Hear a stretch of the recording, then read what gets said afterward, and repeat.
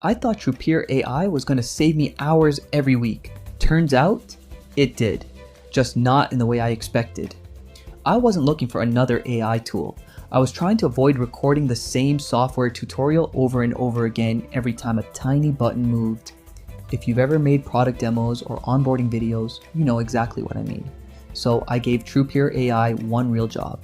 I recorded my screen like I normally would. No special setup, no second take.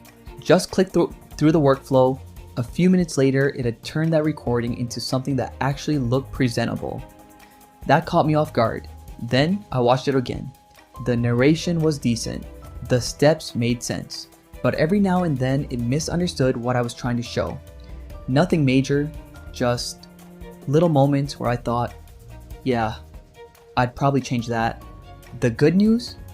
Editing those mistakes took a lot less time than starting from scratch. That ended up being the biggest surprise. I stopped thinking about how good the AI was. I started thinking about how much boring work I wasn't doing anymore. One thing I really liked was being able to update the guide without re-recording everything. If you've ever rebuilt an entire tutorial because one menu changed, you'll appreciate that. Now, is it perfect? No. If I'm creating a polished YouTube video, I'm still editing it myself. The AI gets me close, but I still want that final layer of human polish. Pricing depends on how often you create documentation. If your team ships tutorials every week, I can see it paying for itself pretty quickly.